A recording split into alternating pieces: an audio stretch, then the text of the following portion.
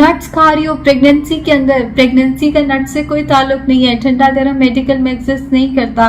खजूरों का, नट्स का प्रेगनेंसी से कोई ताल्लुक नहीं होता। प्रेगनेंसी में हम क्या खाएं, पहले 3 माह में डाइट नहीं बढ़ानी होती। कच्चा दूध आप किसी को भी पिलाएंगे तो उसको सिर्फ इन्फेक्शन होंगे, उसको न्यूट्रिएंट ज्यादा नहीं मिलने वाले। फर्स्ट ट्राइमेस्टर में आपने जस्ट फॉलिक एसिड टैबलेट्स लेनी होती है। ब्लैक कॉफी का प्रेगनेंसी से कोई ताल्लुक नहीं है। कब्ज का ज्यादा मसला आ रहा है तो 2 अंजीर 12 किशमिश रात को पानी में भिगो दिए, दोनों में से कोई एक चीज भिगोनी है। उठ के एम्प्टी स्टमक कोई अंजीर या किशमिश खा लिया, वो पानी भी आपने पी लिया। ये गलत है कि फिश जो है वो प्रेगनेंसी में नहीं खा सकते, ये भी एक मिथ है। जब सेकेंड ट्राइमेस्टर आता है तो उसमें आपने 340 कैलोरीज बढ़ानी होती है। थर्ड ट्राइमेस्टर आता है तो उसके अंदर आपने मजीद 400 कैलोरीज जो है 400 से 450 कैलोरीज बढ़ानी होती है। अंडरवेट फीमेल का वेट जो है वो आधा किलो पर वीक बढ़ना चाहिए सेकेंड एंड थर्ड ट्राइमेस्टर में। अस्सलाम वालेकुम। तो आज डिस्कस कर लेते हैं प्रेगनेंसी डाइट प्लान के हवाले से। बहुत सारे लोगों का ये सवाल होता है जी कि प्रेगनेंसी में हम क्या खाएं, और सबसे बुरा और सबसे अफसोसनाक चीज़ ये होती है जब पोस्ट प्रेगनेंसी बड़े अच्छे मेरे पेशेंट्स जिनका बड़ा अच्छा वेट लॉस हुआ होता है वो पोस्ट प्रेगनेंसी बहुत ज़्यादा वेट गेन करके वापस आ जाते हैं, बिकॉज उन्हें ये नहीं पता होता कि वो प्रेगनेंसी में क्या खाएं, कितना खाएं। सबसे पहले तो एक सबसे ज़रूरी चीज़ समझ लें कि फर्स्ट ट्राइमेस्टर यानी पहले 3 माह में डाइट नहीं बढ़ानी होती। जैसे ही प्रेगनेंसी का पता चलता है हमारे बड़े बूढ़े हमें बहुत ज़्यादा खिलाना शुरू कर देते हैं, जिसमें हम ये भी ख्याल नहीं रखते कि चीज़ फ़ायदेमंद है या नहीं फ़ायदेमंद। जो सुना जो देखा बस वो खाना पीना शुरू कर दिया। दूध का इस्तेमाल हम ज़रूरत से ज़्यादा करते हैं। एंड इस पे मैं एक और मिथ भी आप लोगों के साथ क्लियर करूँगी जी, कच्चा दूध बहुत ज़्यादा पिलाया जाता है। और मेरा तो खैर ये सुन के दिल खराब हो गया, लेकिन मैं समझती हूँ कि बहुत सारे एरियाज़ में इस चीज़ को समझा जाता है जी दूध भैंस जैसे ही दूध दे वो कच्चा दूध ही पिला दिया करो प्रेग्नेंट फीमेल को, इससे सिर्फ इन्फेक्शंस होंगे। फर्स्ट ट्राइमेस्टर में आई रिपीट डाइट तो बढ़ानी नहीं होती है। कच्चा दूध आप किसी को भी पिलाएंगे तो उसको सिर्फ इन्फेक्शंस होंगे, उसको न्यूट्रिएंट ज़्यादा नहीं मिलने वाले। सो इन सारी मिथ्स के बारे में आज हम बात करेंगे। अब हम बात कर लेते हैं ट्राइमेस्टर वाइज। फर्स्ट ट्राइमेस्टर में आपने जस्ट फॉलिक एसिड टैबलेट्स लेनी होती हैं। फॉलिक एसिड का इस्तेमाल आपको शादी से 3 माह पहले, अगर आप राइट अवे कंसीव करना चाहते हैं या जब आप अपना कंसीव करने का प्लान करते हैं, आपने 3 मंथ्स पहले ही फॉलिक एसिड टैबलेट्स जो हैं वो शुरू कर देनी होती हैं। बहुत सारे पेशेंट्स, जैसे पिछले दिनों मेरे पास एक पेशेंट आई, उनका अनफॉर्चुनेटली किसी वजह से मिसकैरेज हुआ था एंड उनकी डीएनसी एक्चुअली हुई थी, और डीएनसी कराने की वजह ये थी कि फॉलिक एसिड उन्होंने टाइम पे नहीं लिया। अब वो जब मेरे पास आई तो वो आके कहती कि मैंने ब्लैक कॉफ़ी बहुत ज़्यादा पी है जिसकी वजह से मुझे डीएनसी करानी पड़ी और मेरा बच्चा जो है वो सही ग्रो नहीं किया वगैरह वगैरह। ब्लैक कॉफ़ी का प्रेगनेंसी से कोई ताल्लुक नहीं है। हम बहुत सारी चीज़ें गर्म ठंडे से एसोसिएट कर देते हैं, हम बहुत सारी चीज़ें सुनते हैं लेकिन उसके पीछे साइंस क्या है हम ये नहीं समझते। सो आपने जस्ट फॉलिक एसिड टैबलेट्स का फर्स्ट ट्राइमेस्टर में इस्तेमाल करना है, और वो आपने शादी से पहले, अगर आप स्ट्रेट अवे कंसीव करना चाहते हैं या जब आप कंसीव करने का प्लान बनाते हैं 3 मंथ्स पहले ही आपने वो शुरू कर देनी होती है, ताकि बच्चे के अंदर कोई मसला ना आए, बच्चे की ग्रोथ ठीक हो, फीटल डेवलपमेंट बिल्कुल ठीक हो। उसके लिए फॉलिक एसिड फर्स्ट ट्राइमेस्टर में होती है।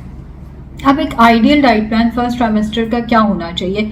जब आप सुबह सोकर उठते हैं आप कोई एक फल खा लें, कोई सा भी फल हो सकता है वो, ताकि कब्ज का मसला ना हो। वाटरमेलन बहुत आइडियल चीज़ है। उठ के 1 कप में जितना वाटरमेलन आता है वो ले लिया, या आपने उठते साथ ही एक सेब खा लिया छिलके समेत अच्छे से वॉश करने के बाद, या आप उठते साथ ही कब्ज का ज़्यादा मसला आ रहा है तो 2 अंजीर 12 किशमिश रात को पानी में भिगो दिए, दोनों में से कोई एक चीज़ भिगोनी है। उठ के एम्प्टी स्टमक कोई अंजीर या किशमिश खा लिया, वो पानी भी आपने पी लिया। ये भी नहीं तो आप अनार खा सकते हैं उठते साथ ही, कोई एक फल उठते साथ ही खा लिया।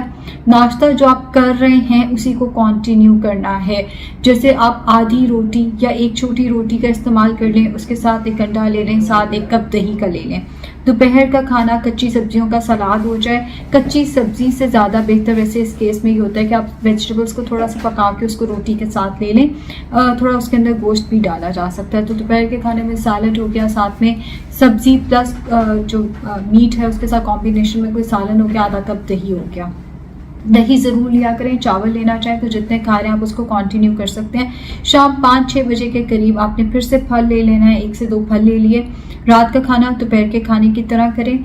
1 रोटी हो गई या चावल की, जितने आप चावल खा रहे हैं 10-12 चम्मच चावल ले लिए, उसके साथ सब्जी प्लस मीट, चाहे वो चिकन है, मटन है, फिश है, बीफ है, मीट ले लिया और साथ में आधा कप रायता ले लिया। ये गलत है कि फिश जो है वो प्रेगनेंसी में नहीं खा सकते, ये भी एक मिथ है।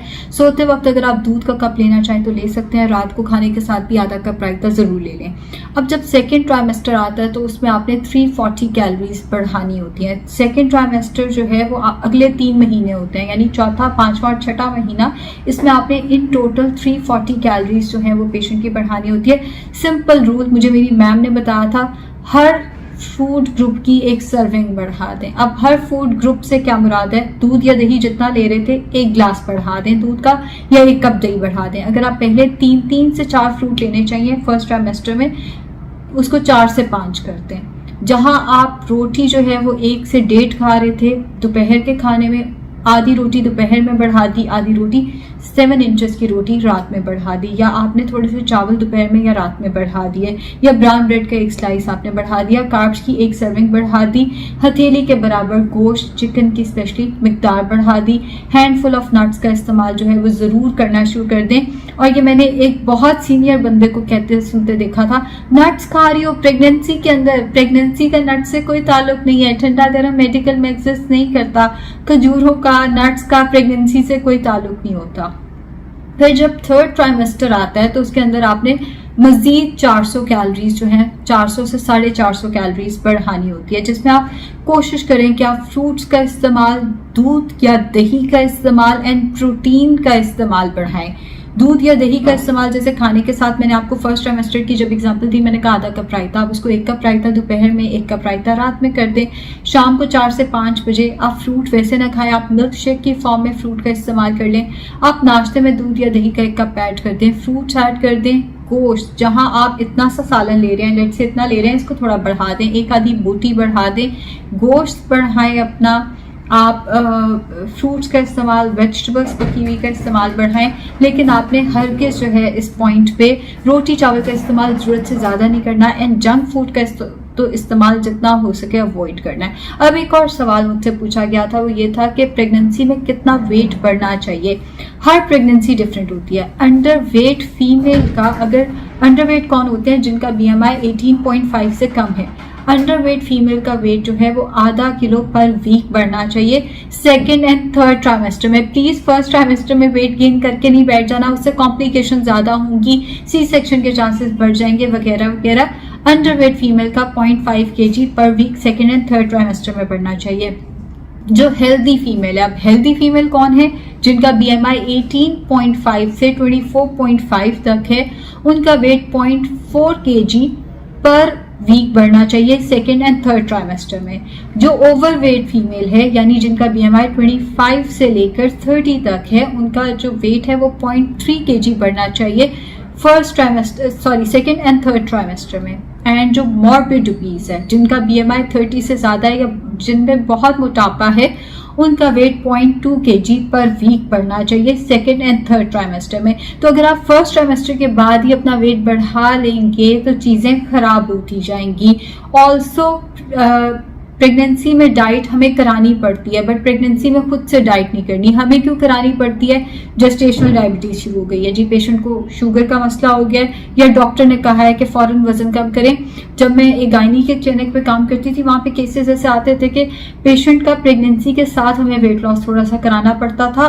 प्रेगनेंसी में यूट्यूब से देख के मेरे डाइट प्लान फॉलो नहीं करने, ये बहुत सेंसिटिव मैटर होता है। इसमें आप कस्टमाइज्ड डाइट प्लान ही ले सकते हैं। आपको पता है मैं फ्री में आपको डाइट प्लान देती हूँ, मैं हर चीज़ का मैं आपको डाइट प्लान शेयर करती हूँ, मगर जो सेंसिटिव और कॉम्प्लिकेटेड चीज़ है, और वो भी प्रेगनेंसी जैसी कॉम्प्लिकेटेड चीज़ या सेंसिटिव चीज़ जिसको हम कह सकते हैं, उस पर फ्री डाइट प्लान पे मत जाएं।